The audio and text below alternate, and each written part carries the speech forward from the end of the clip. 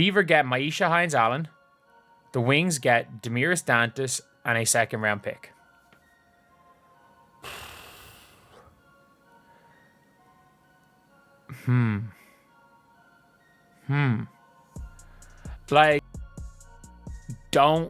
Like, Maisha Hines-Allen's a black hole. She is a black hole. But she's a dog. Finally. After months of watching the Indiana Fever struggle with roster decisions that make about as much sense as wearing flip-flops in a snowstorm, we get this absolute head-scratcher. Kevin Pelton just dropped a trade proposal that has Fever fans losing their absolute minds, and for good reason. So ESPN predicts that they will trade for Maisha Hines-Allen, who currently plays for the Dallas Wings. Now, a lot of fans, I'm seeing a lot of chatter online, and a lot of fans are not wanting this trade. They're not sure if it's going to work for the Fever system. And then also ESPN is predicting that they are going to trade away Damiris Dantas. So we'll just... The suggestion, ship out Damiris Dantas and a 2026 second-round pick to the Dallas Wings for Maisha Hines-Allen. And let me tell you, the reaction from Fever Nation has been nothing short of volcanic. The keyboards are smoking, the comment sections are on fire, and the collective outrage is reaching levels that would make a referee controversy look like a friendly disagreement. She's been garbage for the Wings, but I thought she was pretty okay for the Lynx last year. I thought she did an alright job coming off the bench as a backup center. As a backup center for a team that should have won a championship. And she played a lot of minutes in those finals last year because Alana Smith had some injuries. If you are enjoying, please subscribe. Let's break down what ESPN is actually suggesting here. They want the Fever to trade away a 6'4" Brazilian forward who just dominated international competition, averaging 21.4 points per game in the FIBA Women's AmeriCup. A player who, despite struggling this season with just 4.6 points and 2.5 rebounds per game, showed flashes of her true potential when she dropped 10 points and 5 rebounds against Seattle in just 20 minutes. A player who gives the Fever legitimate size at 6 feet 4 inches and has proven she can perform when it matters most. Hey Fever, vlogs, I miss you. El segundo partido de esta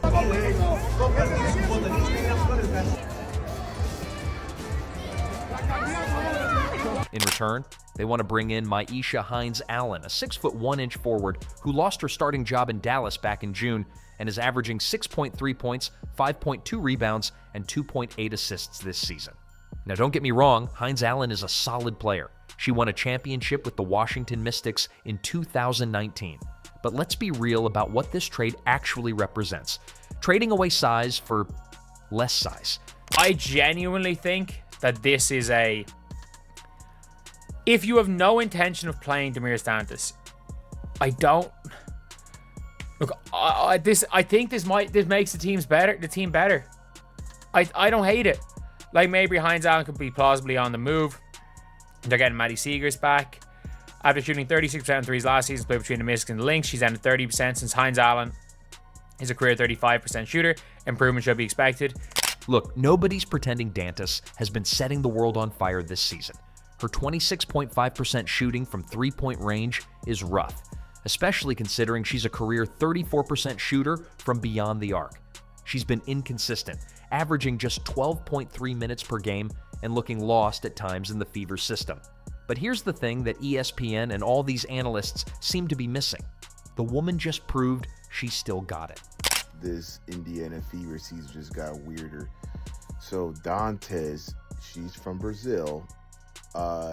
She's going to be joining the national team soon from June 28th till July 6th.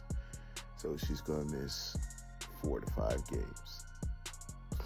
Like, what's up with this season, man? God, this is an emotional roller coaster, man. I just hope that Caitlin Clark comes back. Hopefully that provides opportunity for Timpson to finally get some game time, maybe. But what the freak, bro? During her time with Brazil in the AmeriCup, Dantas was absolutely dominant. She averaged 21.4 points per game on 52% shooting from the field, grabbed 6.0 rebounds, and hit 36.7% of her three-pointers. This wasn't against scrubs either. This was international competition at the highest level, culminating in a championship game against Team USA where she dropped 35 points in the final. The fans see this. They understand that Dantas' struggles in Indiana might be more about fit and opportunity than ability. Trade Turner and Colson. Fever fans react as Indiana temporarily suspend Damiris Dantas' contract after waiving Dewana Bonner. The frustration isn't with Dantas, it's with how the team has utilized her. Very special for me. I love to play for Brazil, for the national team. I see my people, my family coming to Chile too, so it's very special. Was it frustrating for you not to play in that preseason game against Brazil in Iowa? Yes, a little bit. It's the first time I play against Brazil. I don't play, but my team play against Brazil. Yeah, I feel a little bit sad, but it's okay. Meanwhile, let's talk about what the Fever would be getting in return. Myisha Hines-Allen was a legitimate All-WNBA second-team player in 2020, averaging 17.0 points and 8.9 rebounds. But that version of Hines-Allen feels like a distant memory. She's coming off a season where she was traded mid-year from Washington to Minnesota, and now she's lost her starting job in Dallas. The statistics tell the story of a player in decline. Her three-point shooting has dropped from 36% last season to just 30% this year. She's been relegated to a bench role with the Wings, playing behind younger, more athletic forwards. And here's the kicker. At 6 feet 1 inch, she's not even a true big. She's a tweener forward who doesn't solve any of the Fever's fundamental problems. Even that down season from Hines-Allen has been better beyond the arc than Dantas. Dantas has been terrible from beyond the arc. And Hines-Allen can move. She's a dog. She's a better defender. Like, I don't like. Look, does this make the Fever contenders? No, but like. This brings us to the elephant in the room that has Fever fans absolutely apoplectic. Indiana's biggest weakness isn't scoring, it's defense and rebounding. They need size, physicality, and players who can protect the paint. Dantas, at 6 feet 4 inches, provides that presence. Hines-Allen, at 6 feet 1 inch, does not. As a third post behind starters Aaliyah Boston and Natasha Howard, Hines-Allen should be an improvement. Where's the deterrent factor that makes opposing teams think twice about driving to the basket? The Fever already struggle with defensive consistency. Their defensive rating has been inconsistent throughout the season, and losing 3 inches of height in their front court rotation isn't going to help that.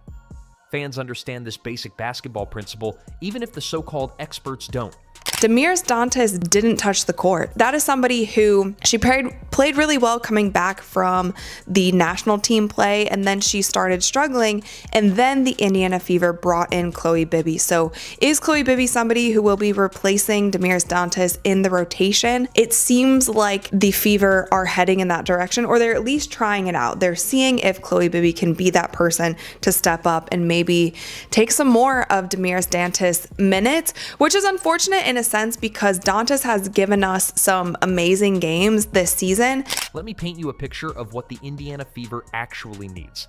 They need a defender who can switch onto guards but also protect the rim. They need someone with the size to rebound over opponents and the athleticism to run the floor with Caitlin Clark. They need a player who brings energy, toughness, and defensive intensity every single night. Damiris Dantas, when healthy and engaged, can be that player. Her international performance proved she still has the tools. Her 6 feet 4 inch frame gives the Fever legitimate size. Her experience in big games, including Olympics appearances, provides veteran leadership. Most importantly, she's already under contract and familiar with the system. She's essentially a lateral move at best and a downgrade in size at worst. The reaction from Fever fans has been swift and brutal. Social media is flooded with posts questioning the logic of this potential trade. Fans are pointing out the obvious. Why would you trade away size when size is exactly what you need? No, we came out aggressive, super aggressive, and I think that's how we need to start coming out. How we started the Indiana game, really slow, a lot of steps slow. So just today, getting back to how we started against the Atlanta game, because like when we play like that, defensive-minded first, our offense is going to fall in line. We're able to get steals and run out in transition. If we follow our defense first. So I felt like today that's what we did. Trade Turner and Colson. one fan posted, clearly frustrated with the team's personnel decisions. Others have been more direct in their criticism, questioning why the front office would even consider moving Dantas when she just proved her value on the international stage. The frustration runs deeper than just this one trade proposal. Fever fans have watched their team struggle with defensive consistency all season. They've seen opposing teams attack the paint with impunity. They've witnessed their team get out-rebounded and out-muscled by more physical opponents. The Wings are 7-17 and clearly not competing for anything meaningful this season. They're 5 games out of the 8th playoff seed. Why would they trade away a younger, more versatile player for an older forward who's been inconsistent? Hines-Allen, despite her struggles, is still only 29 years old and has shown she can contribute at a high level. Dantas is 32 and coming off a season where she's averaged fewer than 13 minutes per game. For a rebuilding team like Dallas, it makes more sense to keep the younger player with upside rather than acquire a veteran who might not be in their long-term plans. So the Fever signs a new player, Chloe Bibby. I had to do some research on her because I never heard of her before, but she actually played for the Valkyries. 3-point shooter, has some size, 6'2". Maybe it's a test trial for Brianna Turner so we can finally cut her because she's useless. Also, Caitlin Clark is hurt, so maybe this is like an emergency signing. But 7 days doesn't make sense to me. I don't have much opinion about her because I don't know her that well. So I just got to say good luck and I hope everything works out. That's the only thing I can really say. Let's not forget that Hines-Allen does bring championship experience to the table. She was a key contributor to the Washington Mystics' 2019 WNBA championship. In today's WNBA, where veteran leadership and playoff experience matter more than ever, that's not nothing. But here's the counter-argument. Dantas has extensive international experience, including 2 Olympic appearances. She's been competing at the highest level of basketball for over a decade. She's been through pressure situations that most WNBA players never experience. That kind of experience doesn't just disappear because of a rough season, but that doesn't mean she can't be effective elsewhere or that she can't rediscover her form with the right opportunity.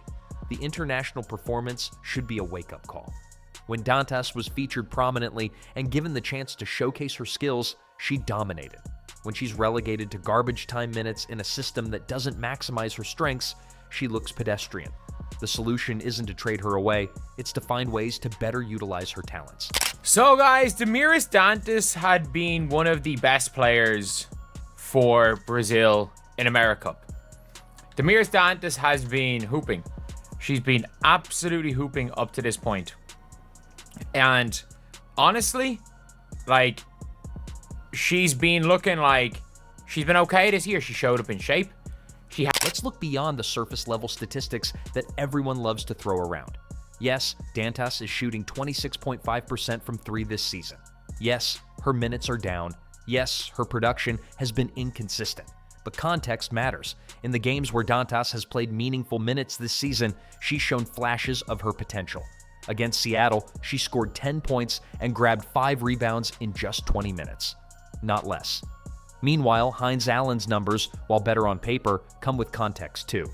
She's playing for a team with no playoff aspirations and minimal defensive expectations.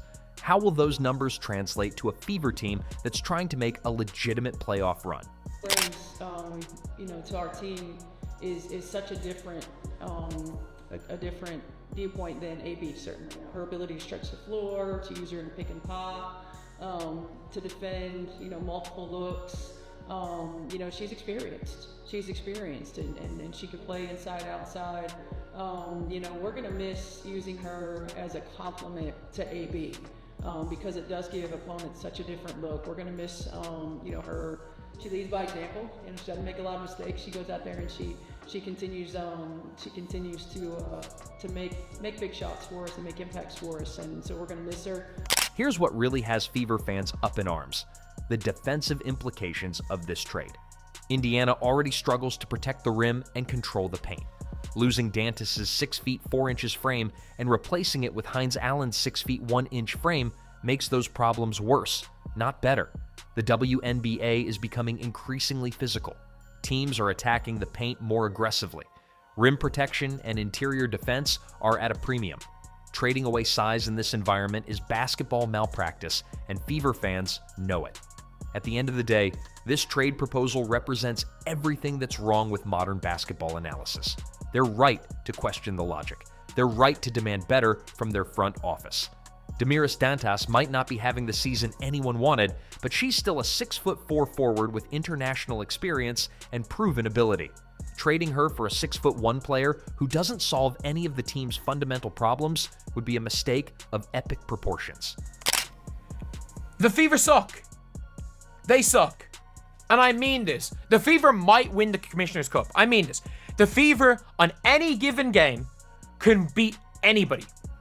The Fever on any given game can beat any team in the WNBA. However, when I say that, I also stand by this. There is one reason why the Fever can beat anyone on any given game, and it is number 22. The woman just averaged 21.4 points per game in international competition. She's been that player before, and she can be that player again. The question isn't whether Dantas has lost it, it's whether the Fever are smart enough to unlock what she still has. This trade suggestion answers that question in the worst possible way. So while ESPN continues to push trade ideas that make no basketball sense, Fever fans will continue to push back. They understand what their team needs better than the experts apparently do. They know that size matters, defense wins games, and trading away a legitimate big for a tweener forward is exactly the kind of move that keeps teams mediocre forever. The outrage is justified. The criticism is warranted. And if the Fever front office is smart, they'll listen to their fans on this one. Because sometimes the people who watch every game know more than the people who crunch numbers from a distance.